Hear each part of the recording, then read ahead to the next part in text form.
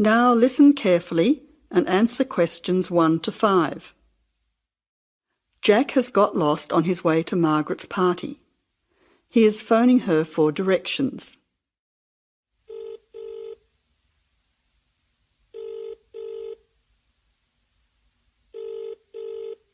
Hello, is that Margaret? Yes, who's speaking? Margaret, it's Jack. I think I'm lost. I can't see a signpost and... Jack, so where are you now? Well, I'm a bit confused about the directions, but I'm at a T-junction. What can you see around you? I can see a pub on the corner. Can you see the name of the pub? Wait a minute, let me see. It's hard to see in the dark. Yes, I can read it now. It's called the Lion's... Head. Oh, the Lion's Head. Okay, well then you're not too far away. Go straight ahead through the traffic lights to the next T-junction. Sorry, I didn't hear you. What did you say? I said just go through to the next T-junction. Okay. Now what? Well, there's a park in front of you and a large 2-story building on the corner. Yes, I can see them. Okay, so now turn left. Hang on, you're coming up the street, so you'll have to turn right. Okay, got it. What's the name of your street? It's Wesley Street, Wesley, number 70. We're the 5th house on the left. You should see a red letterbox and some bushes in front of the house. Okay, 5th house, number 70. I should be there soon. Am I late for the party? It sounds like things are happening there. No, it's only just started. That's good. I should be there in the next 10 minutes. See you soon. Jack hangs up and walks on. 7 minutes later, he calls Margaret again, as he still can't find the house.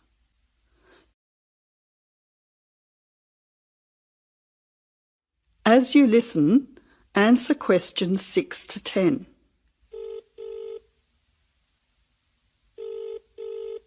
Who's speaking? Hi, Margaret. It's Jack again.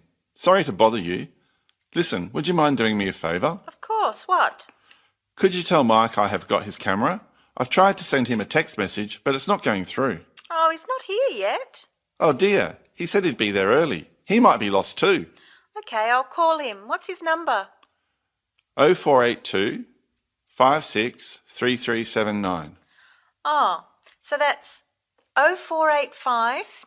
No, 0482 563379. Okay, I'll call him right away. But where are you now? Well, I'm in your street, but I still can't find your house.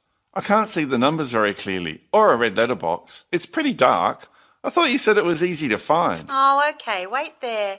I'll come outside and get you. All right then, and don't worry about calling Mike. I'll try to call him now. Hang on, there's someone coming down the street. It looks like Mike. Oh, and I can see the letterbox now. It was hidden behind a bush. See you soon.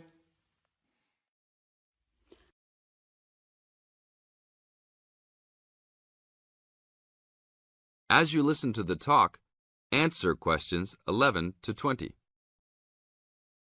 Well, good morning, everybody. My name's Madeline Stewart, and I'm here to tell you about the recreational facilities available on campus, and also to tell you something about what the town has to offer.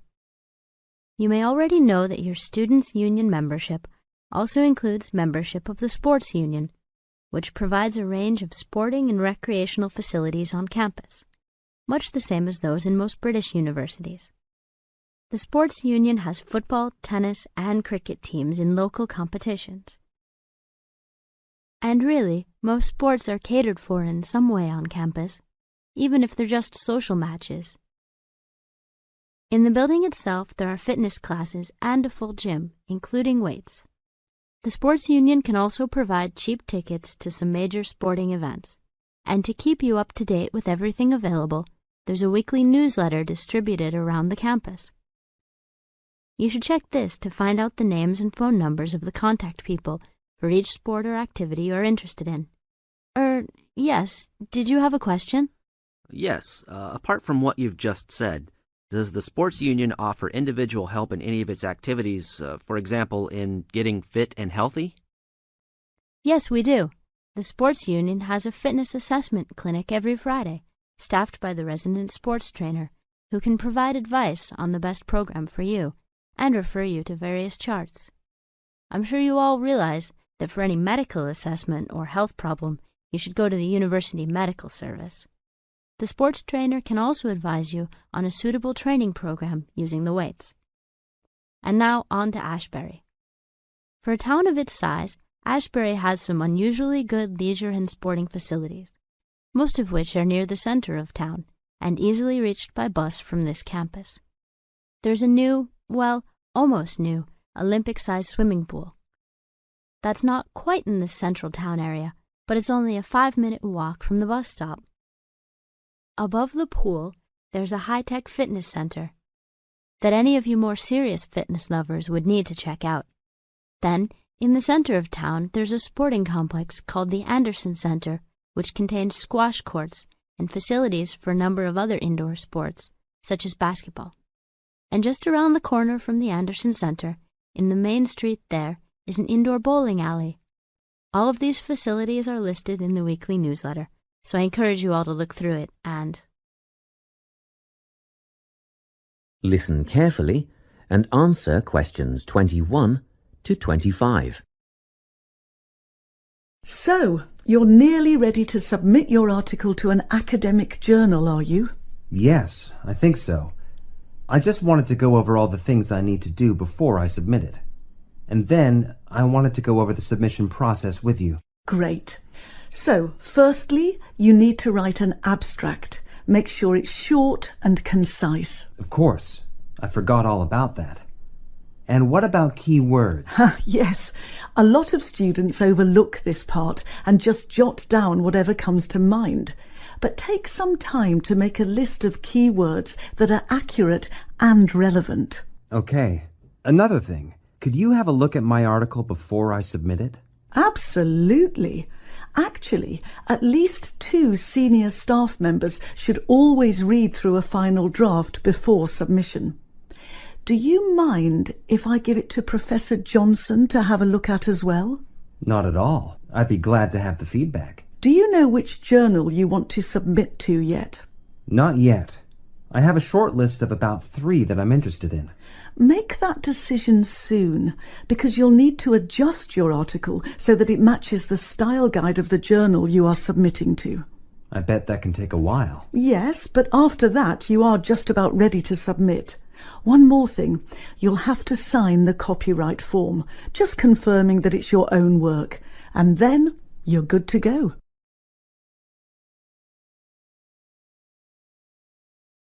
Now listen and answer questions 26 to 30. Now, the submission process. How does it work exactly? Well, the first thing is to just send it off. You've got to send in the manuscript before anything else can happen. Sure. And then should I call to check if they have received it? No need for that, no. All you have to do is just log on to your email regularly, because you will get a submission confirmation once they have processed the manuscript. And that will have comments on what they thought of it? No comments yet.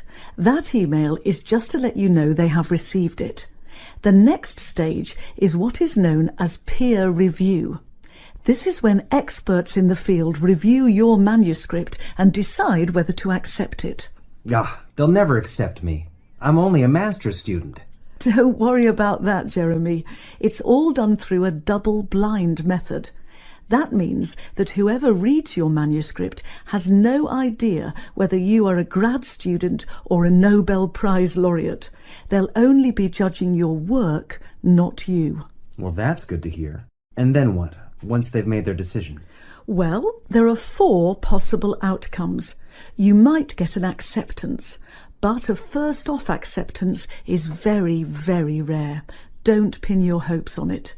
You could also get a rejection, but these don't happen very often either. I don't think this will be a problem. What do you think I'll get? If you're very lucky, you'll get a conditional acceptance. This means that they've accepted the article and it will be published, but you need to tweak a few things first. A sentence here, a heading there, nothing major. That sounds good. But to be honest, you will probably end up with a revise and resubmit. This means they are definitely interested, but you will need to rework the paper before it's accepted. The necessary changes will be outlined by the reviewers. Okay, so I just fix the things that need changing and present it again? Yes, but include a cover letter that discusses the changes you have made. The same goes for a conditional acceptance, actually. It helps the reviewers see that you've taken their criticism seriously.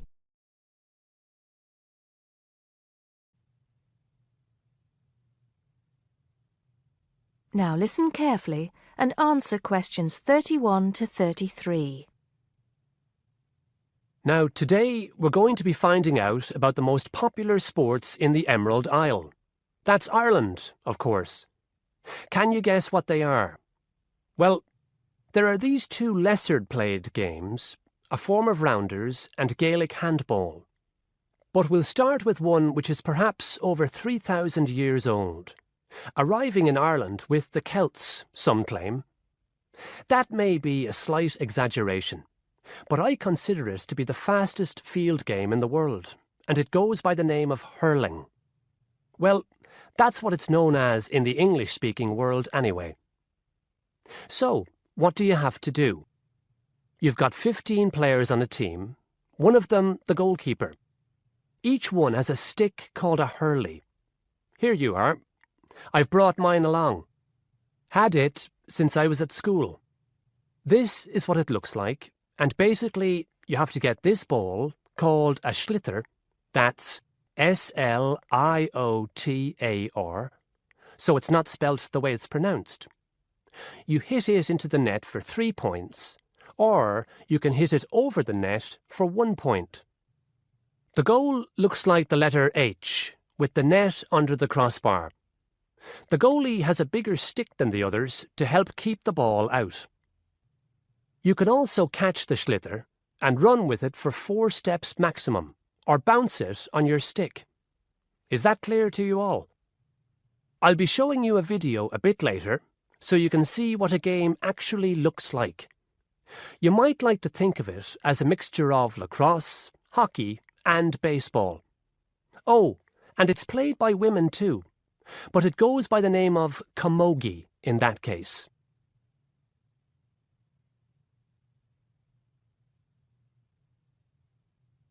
Now listen and answer questions 34 to 40.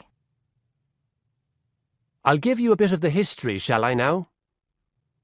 Generally, the golden age of the game is considered to be the 18th century. But systematic rules were first agreed and drawn up at that great shrine of learning, Trinity College Dublin, in 1879, founding the Irish Hurling Union, closely followed just a few years later by the formation of the Gaelic Athletics Association. With greater organisation last century, the All-Ireland Hurling Championship got off to a flying start, and I'm proud to say that my own native city of Cork has won more than 20 titles over the years. But then, so have Kilkenny and Tipperary. Is it only played in Ireland? No. Well, it is the only country with a national team at the moment, but you may be surprised to discover there are hurling clubs in London, as well as in America and Argentina, to name just a few. The other game I'd like to take a little time to introduce you to is Gaelic football, which is played on the same pitch as hurling with the same number of players, but there's no net. You just have to get the ball over your opponent's goalposts, and you can do that by kicking or punching the ball. However, you're not supposed to do that to the players, I might add. Imagine it as a combination of soccer and basketball. But in my opinion, it's a more exciting spectacle than either of those. Excuse my bias, if you will. It's also very popular with women. In fact, there are more women's teams than for any other sport. Whether despite or because of the physical contact involved, I wouldn't like to say. They do play a shorter game, 60 minutes, rather than the men's 70. So, let's have a look. If we can have the lights down, I'll see if I can get this technology to work. You now have half a minute to check your answers.